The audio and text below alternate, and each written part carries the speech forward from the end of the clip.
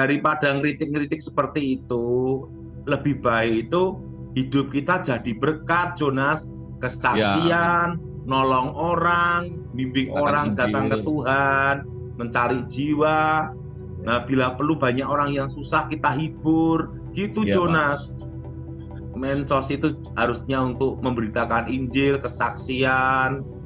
Nah, bukannya perang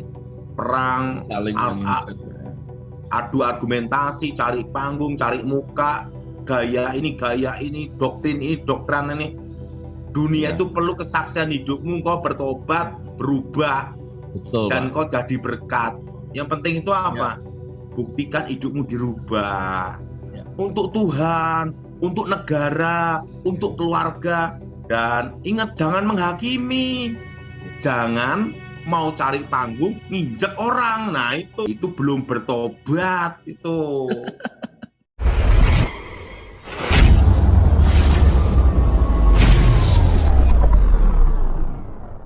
Shalom sahabat KP yang berbahagia.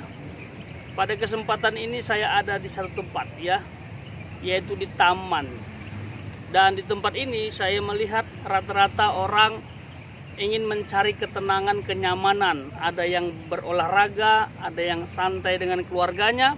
Pokoknya nggak ada ribut-ribut, ya, tenang gitu. Astri lagi disertai dengan angin sepoi-sepoi.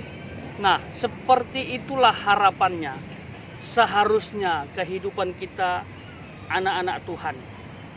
Nah, terkait dengan video yang saya baru saja tonton, yaitu klarifikasi hambanya Pastor Joshua Tewu, ya.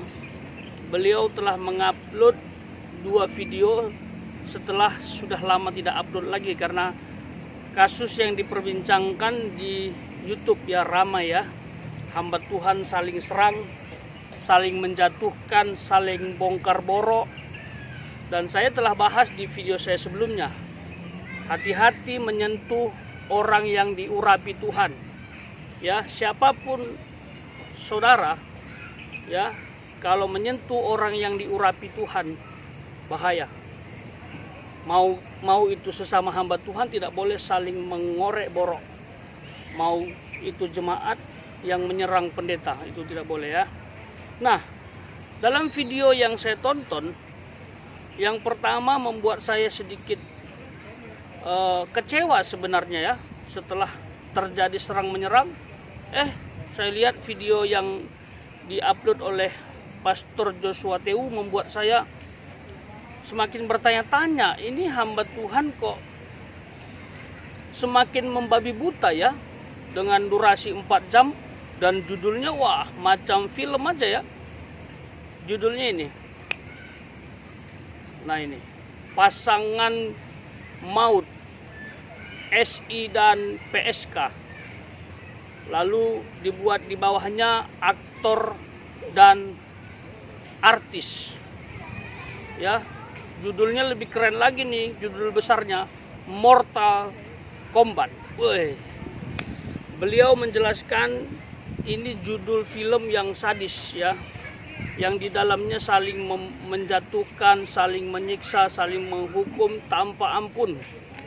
Wow, dan tidak melihat siapa yang disiksa, siapa yang dihancurkan. Pokoknya hantam saja tanpa ada aturan begitu. Nah, beliau menggambarkan situasi yang terjadi dengan ini tadi, ya, Mortal Kombat tadi.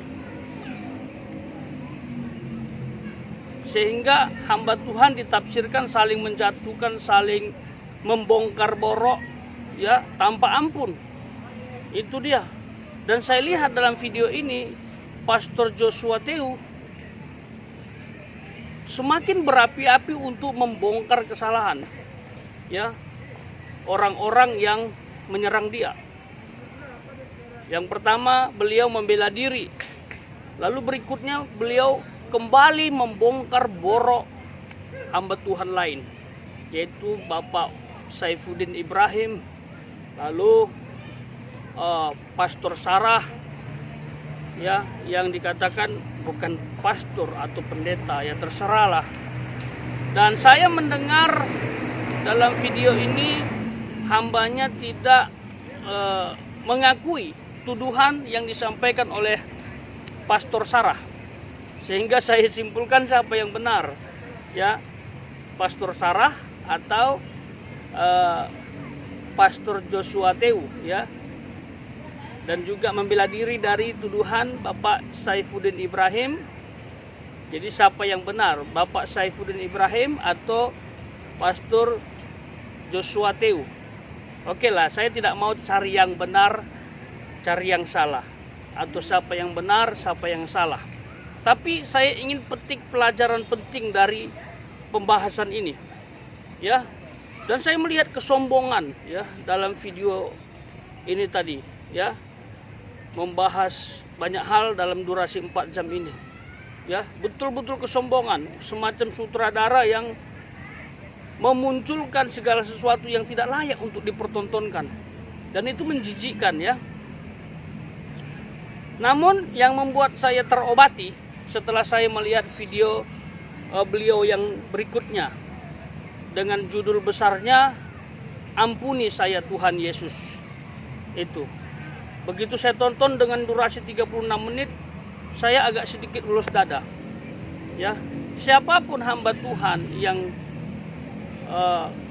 jatuh dalam dosa atau punya kelemahan atau punya kekurangan dalam pelayanan, karena memang tidak ada manusia yang sempurna, ya, tatkala dia minta ampun, minta maaf, itu rasanya damai di sini. Jadi apa yang dilakukan oleh Bapak Pastor Joshua Teu itu benar, bagus, ya, bagus. Sudah, stop, akhiri pertikaian. Dan beliau dalam video ini yang saya sebutkan minta maaf kepada semua kalangan, ya, baik itu pendeta senior yang pernah dibawa-bawa namanya karena kasus pertikaian ini, dan juga minta maaf kepada semua jemaat Tuhan atau anak-anak Tuhan dimanapun berada. Dan ini tidak mudah, ya, ini adalah berjiwa besar, tidak semua orang bisa meminta maaf, ya.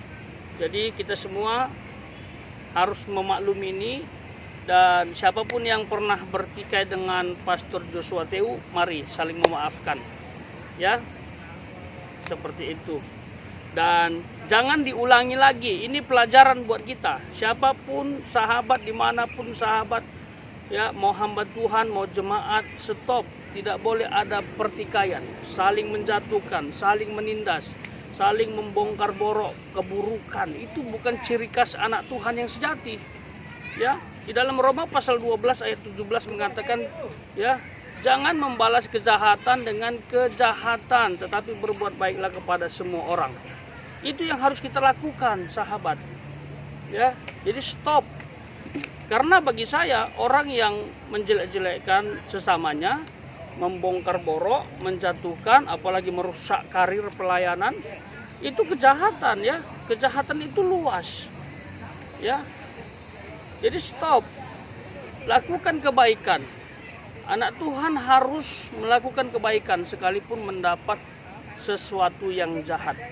Itu dia, ya, sahabat, dimanapun kita berada, ini pelajaran. Siapapun punya potensi untuk jatuh, saya pernah katakan. Tidak ada hamba Tuhan yang merasa kuat, hebat, mampu, ya, mengatakan aku kudus, aku suci, aku orang hebat. No, ya, setiap orang pasti punya aib, titik aib, kejelekan, kekurangan. Ya, bedanya ada hamba Tuhan yang A, boroknya dibongkar, aibnya terbongkar. Ada juga yang tidak, aman, tertutup rapi. Itu dia, sahabat, ya. Hati-hati, iblis itu, ya, mencuri damai sejahtera, ya. Hati-hati, dia mencuri firman Tuhan yang ada dalam pikiran dan hati kita, sehingga kita cenderung untuk melakukan kejahatan. Seperti kesaksian Bapak Joshua Teu, ini jujur menurut saya. Ternyata hamba Tuhan sepopuler ini masih bisa dendam, benci kepada lawan debatnya, lawan pelayanannya, ya. Apalagi kita. Jadi intinya semua orang punya kecenderungan untuk jatuh dalam dosa dan punya aib. Bagi sahabat yang merasa memiliki aib dan itu perlu diselesaikan kepada Tuhan, datang kepada Tuhan, berdoa, minta ampun dan belajar untuk tidak mengulangi lagi. Minta pengendalian diri yang kuat. Ya, saya pun evaluasi diri, melihat situasi ini.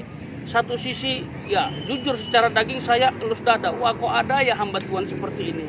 Tapi sudah selesai menurut saya selama tidak digoreng lagi oleh yang bersangkutan, baik Bapak Pendeta Saifuddin Ibrahim, Bapak Joshua Teu maupun Pendeta Sarah atau hamba Tuhan yang lain yang kompor-kompor ini. Udah stop, siapapun ya saudara, stop, nggak usah goreng-goreng lagi. Berhenti kita berkhotbah dengan cara membongkar kejelekan orang, membongkar borok yang kalau orang dengar itu malu gitu loh. Sebenarnya banyak orang ingin percaya dan mengikut Kristus, tapi gara-gara melihat pengikut Kristus yang 1, 2, 3, 4, 5, 6, 7, 8, 9, 10 yang nggak jadi berkat, akhirnya mereka tidak jadi percaya. Itu pernah terjadi dan dalam sejarah tercatat ada satu tokoh luar biasa di agama tertentu, dia kagum salut dengan ajaran Kristus, tapi dia memuntah melihat kehidupan pengikut-pengikut Kristus yang sebagian. Tapi itu tidak perwakilan, ya itu oknum. Masih banyak anak-anak Tuhan yang penuh dengan kasih yang bisa menjaga mulutnya untuk menjadi berkat.